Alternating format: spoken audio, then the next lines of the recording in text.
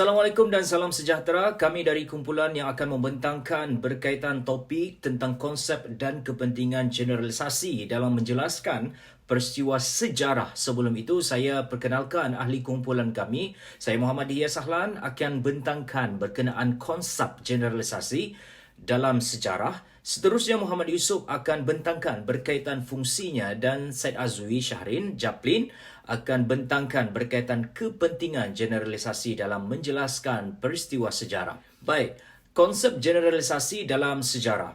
Ia merujuk kepada proses membuat pernyataan atau kesimpulan umum berdasarkan fakta, data atau peristiwa tertentu. Dalam konteks sejarah, generalisasi membantu ahli sejarah meringkaskan atau mengenal pasti pola daripada peristiwa-peristiwa yang kompleks. Generalisasi tidak bermaksud menyederhanakan fakta secara berlebihan, tetapi memberikan pandangan umum yang relevan untuk memahami hubungan sebab akibat dalam peristiwa sejarah. Sebagai contoh, seorang sejarawan mungkin membuat generalisasi bahawa kejatuhan empayar berlaku kerana kelemahan dalam dan tekanan luar.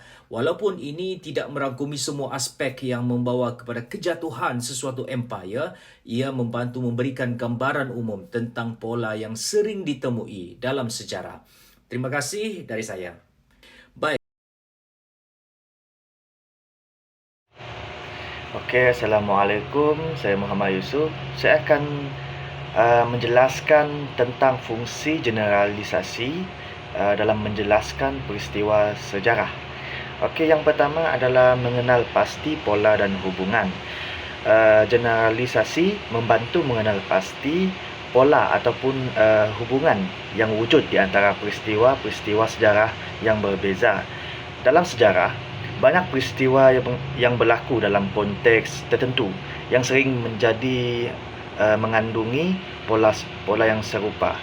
Contohnya, kebangkitan dan kejatuhan empayar besar sering melibatkan faktor-faktor seperti kepimpinan yang lemah, pemberontakan dalaman atau tekanan dari kuasa luar. Dengan memahami pola ini melalui generalisasi, kita dapat memahami bahawa peristiwa tertentu bukan berlaku secara terasing, tetapi berkaitan dengan faktor-faktor yang lebih besar. Sebagai contoh, ketika membincangkan penjajahan di Asia Tenggara, generalisasi seperti penjajahan sering membawa kepada eksploitasi ekonomi dan perubahan struktur sosial, membantu pelajar atau pembaca melihat pola yang berulang dalam pengalaman negara-negara seperti Malaysia, Indonesia dan Vietnam. Dengan mengenal pasti pola ini, kita akan lebih mudah memahami mengapa peristiwa itu berlaku dan apa akibatnya. Jadi yang kedua adalah mempermudahkan pemahaman. Peristiwa sejarah biasanya melibatkan pelbagai aspek yang kompleks seperti politik, ekonomi, budaya dan sosial.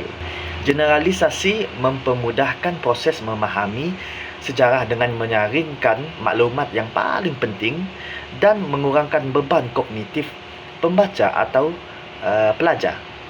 Sebagai contoh, bukannya membincangkan setiap pertempuran dalam Perang Dunia Kedua, kita boleh membuat generalisasi bahawa perang tersebut melibatkan konflik antara ideologi, demokrasi dan fasisme yang akhirnya mempengaruhi dunia secara global. Jadi pendekatan ini amat berguna dalam pendidikan, di mana pelajar perlu memahami pelbagai peristiwa dalam tempoh yang terhad. Generalisasi membolehkan pelajar fokus kepada idea utama dan tema penting tanpa tersesat dalam butiran yang tidak kritikal. Walau bagaimanapun, penting untuk memastikan generalisasi tidak terlalu menderhanakan sehingga menghilangkan makna penting daripada peristiwa-peristiwa yang berlaku. Daripada peristiwa-peristiwa yang berlaku lah. Jadi yang ketiga adalah membolehkan perbandingan. Generalisasi memudahkan proses membuat perbandingan antara peristiwa ataupun fenomena sejarah dari zaman yang berbeza. Contohnya, apabila kita membincangkan revolusi seseorang, boleh menggambarkan faktor umum seperti ketidakpuasan rakyat terhadap pemerintahan yang zalim ataupun ketidakstabilan ekonomi yang mencetuskan perubahan besar dalam masyarakat. Dengan memahami ciri-ciri umum ini, kita dapat membandingkan revolusi Perancis dengan revolusi Rusia. Walaupun terdapat perbezaan konteks dan hasilnya. Melalui pembandingan ini, kita bukan sahaja memahami bagaimana peristiwa tertentu berlaku, tetapi juga kita memperoleh pandangan-pandangan tentang bagaimana peristiwa yang serupa mungkin berlaku pada masa hadapan. Sebagai contoh, dengan memahami sebab-sebab kejatuhan empayar terdahulu, kita boleh mengkaji sama ada empayar moden seperti Amerika Syarikat menghadapi cabaran yang sama pada hari ini. Generalisasi adalah alat yang berguna dalam memahami sejarah ini, tetapi ia mesti digunakan dengan seimbang. Walaupun ia membantu menjelaskan pola dan tema, kita perlu berhati-hati agar tidak mengabaikan keunikan peristiwa tertentu atau terlalu menyederhanakan fakta sejarah. Terima kasih. Baiklah, Assalamualaikum warahmatullahi wabarakatuh. Salam sejahtera, salam Malaysia Madani dan salam Sabah Maju Jaya. Okey, baiklah, nama saya Syed Azwi Syahrin bin Chaplin daripada Kumpulan 8 dengan memegang kad matriks YA222-10068. Dan pada hari ini saya akan meneruskan pembentangan kami dengan akan mengulas mengenai dengan tajuk seterusnya, iaitu kepentingan generalisasi itu dalam sejarah. Baiklah, salah satu kepentingan generalisasi dalam sejarah iaitu membina perspektif holistik, di mana membina perspektif holistik ini merujuk kepada percubaan untuk mengenal pasti corak, prinsip atau tema yang luas daripada peristiwa sejarah. Dengan menggunakan generalisasi ini, kita dapat memahami hubungan antara peristiwa sejarah dan kesannya terhadap pelbagai aspek kehidupan. Ini penting dalam membangunkan perspektif holistik kerana ianya membantu memahami gambaran keseluruhan fenomena sejarah itu.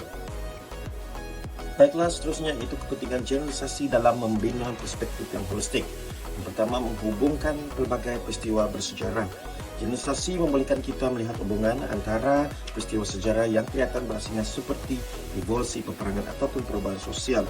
Contoh revolusi perindustrian di Eropah bukan saja mengenai dengan teknologi, tetapi juga melibatkan perubahan dalam ekonomi, politik dan struktur sosial. Dan yang kedua ialah menyedari pola sejarah. Dengan generalisasi juga pelajar sejarah boleh mengenal pasti pola seperti kejatuhan kerajaan akibat pelemahan pentadbiran ataupun pertumbuhan ekonomi yang didorong oleh pertumbuhan teknologi. Contohnya, pola penjajahan di Asia Tenggara sering berkaitan dengan sumber asli dan lokasi yang strategik. Ketiga, membentuk pemahaman sejarah yang lebih seimbang. Generalisasi juga memberikan pandangan menyeluruh yang melengkapi fokus kepada tokoh atau peristiwa tertentu.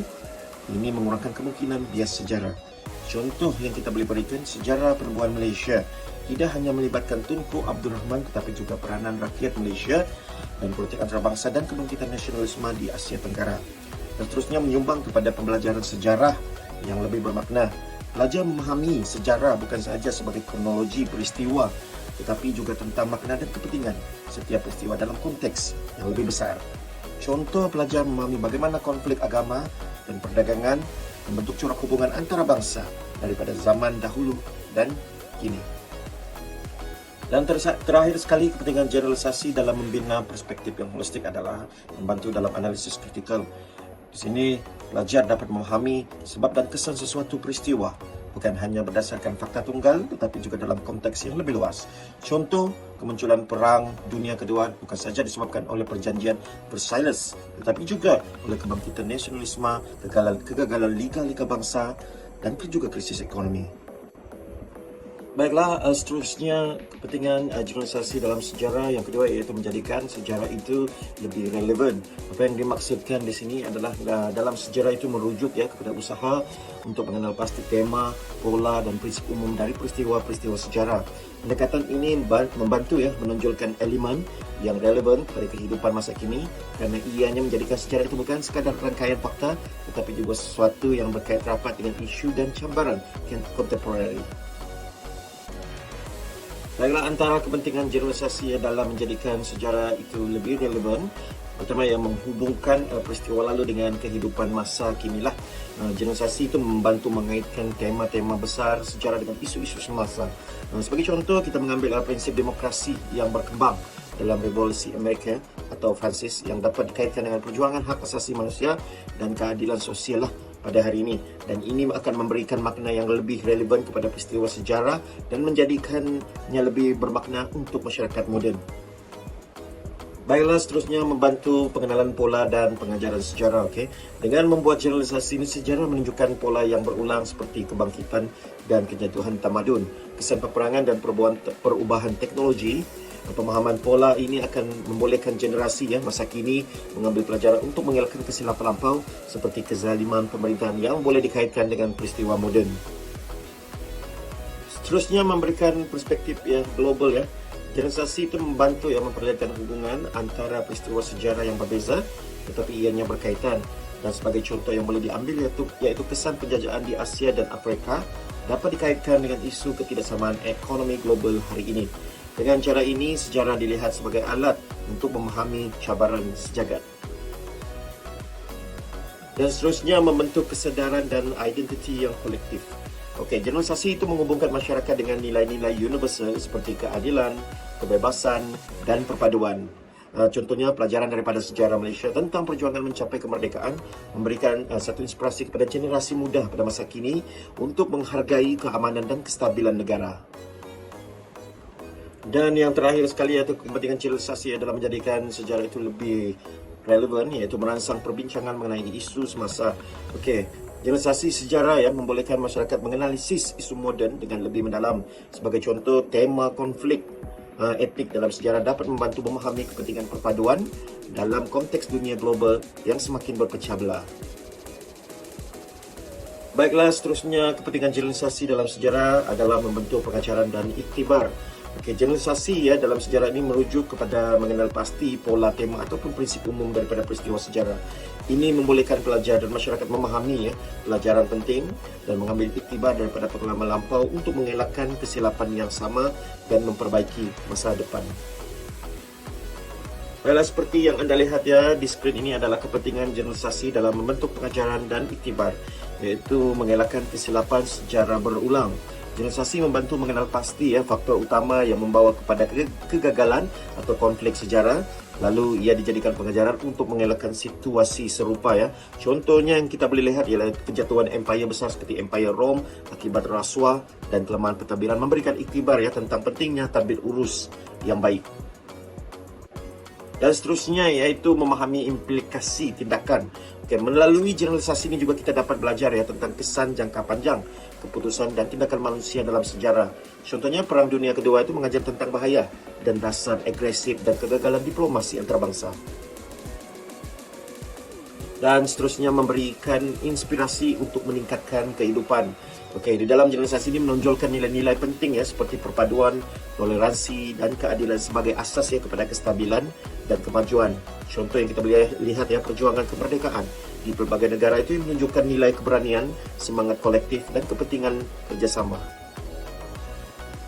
Dan yang terakhir kepentingan generalisasi dalam membentuk pengajaran dan iktibar adalah meningkatkan kesedaran mengenai dengan kepentingan nilai-nilai positif. Pelajaran daripada kejayaan tokoh atau tamadun terdahulu memberikan satu inspirasi pada masyarakat moden untuk mencontohi usaha tersebut. Kita dapat ambil contoh daripada pencapaian tamadun Islam dalam sains dan teknologi telah menjadikan satu inspirasi kepada dunia moden ni untuk menghargai kepentingan ilmu tersebut. Baik, sekian sahaja dari kami berkenaan konsep dan generalisasi dalam menjelaskan peristiwa sejarah. Sekian, terima kasih.